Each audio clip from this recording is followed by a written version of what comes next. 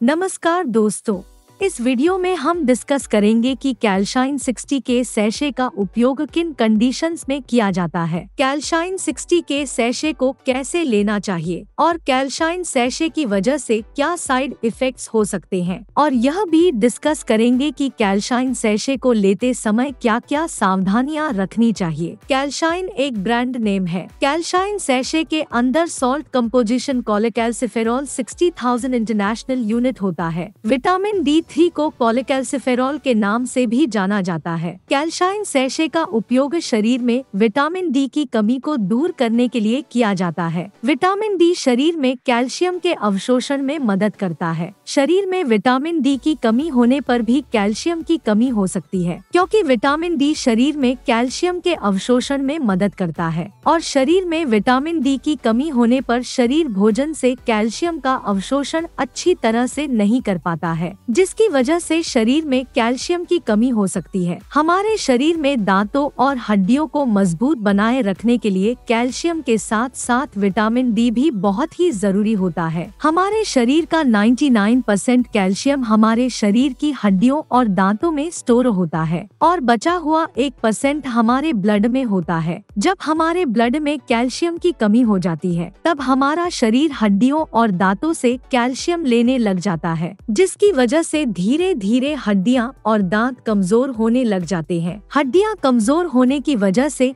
हड्डियों में हल्की सी चोट या गिरने की वजह से भी फ्रैक्चर हो सकता है। कैल्शियम और विटामिन डी की कमी की वजह से दांतों की जड़ें कमजोर हो जाती है और दांत भंगुर होकर टूटने लगते हैं, और छोटे बच्चों में कैल्शियम की कमी होने पर उनके दांतों को निकलने में देरी हो सकती है या लंबा समय लग सकता है। बच्चों में कैल्शियम की कमी लंबे समय तक रहने पर उनकी हाइट भी कम रह सकती है, और शरीर में कैल्शियम और विटामिन डी की कमी होने पर शरीर की हड्डियों और जोड़ों में दर्द रहने की समस्या भी हो सकती है। इसके अलावा ऑस्टियोमालेसिया होने पर, ऑस्टियोपोरोसिस होने पर या बच्चों में रिकेट्स होने पर भी डॉक्टर कैल्शाइन सैशे को लेने की सलाह दे सकता है। रिकेट्स होने पर बच्चों की हड्डियां कमजोर होकर टेढ़ी मेढ़ी हो जाती है, और ऑस्टियोमालेसिया होने पर हड्डियां कमजोर हो जाती है और शरीर के जोड़ों, हड्डियों व मांसपेशियों में दर्द रहने की समस्या हो जाती है। किडनी की बीमारी से पीड़ित व्यक्तियों में कैल्शियम और विटामिन डी की कमी को होने से रोकने के लिए भी डॉक्टर कैल्शाइन सैशे को लेने की सलाह दे सकते हैं। माँ का दूध पीने वाले छोटे बच्चों में विटामिन डी की कमी हो सकती है, क्योंकि माँ के दूध में विटामिन डी की मात्रा बहुत कम होती है। इसलिए माँ का दूध पीने वाले बच्चों में विटामिन डी की कमी को पूरा करने के लिए डॉक्टर विटामिन डी और कैल्शियम की ड्रॉप्स दे सकता है। दोस्तों, अगर आपको वीडियो पसंद आ रहा है तो कृपया वीडियो को लाइक करना व चैनल को सब्सक्राइब करना न भूलें। साइड इफेक्ट्स की बात करें तो वैसे तो सही डोज में कैल्शाइन सैशे को लेने पर ज्यादातर व्यक्तियों में कैल्शाइन सैशे की वजह से कोई साइड इफेक्ट्स नहीं होते हैं, लेकिन यदि किसी व्यक्ति को कैल्शाइन सैशे को लेने के बाद कोई भी असामान्य लक्षण होता है तो आपको तुरंत ही डॉक्टर से परामर्श लेना चाहिए। ज्यादा डोज में कैल्शाइन सैशे को लेने की वजह से शरीर में विटामिन डी और कैल्शियम का स्तर अधिक हो सकता है। शरीर में विटामिन डी और कैल्शियम का स्तर ज्यादा होना भी नुकसानदायक होता है। अब हम डिस्कस करेंगे कि कैल्शाइन सैशे को कैसे लेना रिकमेंडेड होता है। कैल्शाइन सैशे को खाना खाने से पहले भी लिया जा सकता है और खाना खाने के बाद भी लिया जा सकता है, लेकिन कैल्शाइन सैशे को खाना खाने के बाद लेना ज्यादा अच्छा होता है। कैल्शाइन सैशे को शाम के समय दूध में मिलाकर लेना रिकमेंडेड होता है। आमतौर पर 12 साल से अधिक उम्र के ज्यादातर व्यक्तियों को डॉक्टर कैल्शाइन सैशे को सप्ताह में केवल एक बार ही लेने की सलाह देते हैं और 8 सप्ताह तक लगातार लेने की सलाह दे सकते हैं, और 8 सप्ताह बाद डॉक्टर कैल्शाइन सैशे को महीने में केवल एक बार ही लेने की सलाह देते हैं और 6 महीने तक लगातार लेने की सलाह दे सकते हैं। कैल्शाइन सैशे की डोज उम्र, शरीर के वजन और बीमारी की गंभीरता के आधार पर कुछ व्यक्तियों में इससे अलग भी हो सकती है। इसलिए आपको कैल्शाइन सैशे को आपके डॉक्टर द्वारा बताई गई डोज में ही लेना चाहिए। अब हम डिस्कस करेंगे कि कैल्शाइन सैशे को लेते समय क्या क्या सावधानियां रखनी चाहिए। कैल्शाइन सैशे को लेने के बाद यदि आप लेबोरेटरी में कोलेस्ट्रॉल की जांच करवाते हैं तो कोलेस्ट्रॉल टेस्ट के परिणाम प्रभावित हो सकते हैं। प्रेग्नेंट महिलाओं और स्तनपान करा रही महिलाओं के लिए ज्यादा हाई डोज में विटामिन डी को लेना रिकमेंडेड नहीं है। इसलिए जरूरत पड़ने पर डॉक्टर प्रेग्नेंट महिलाओं और स्तनपान करा रही महिलाओं को कम डोज में विटामिन डी के सप्लीमेंट्स लेने की सलाह दे सकता है। इसलिए प्रेग्नेंट महिलाओं और स्तनपान करा रही महिलाओं के लिए कैल्शाइन सैशे को लेना रिकमेंडेड नहीं है। वीडियो को देखने के लिए आपका धन्यवाद। अगर आपको वीडियो पसंद आया तो प्लीज वीडियो को लाइक कर देना, चैनल को सब्सक्राइब कर लेना और अगर आपका कैल्शाइन सैशे से संबंधित कोई प्रश्न है तो आप कमेंट करके पूछ सकते हैं।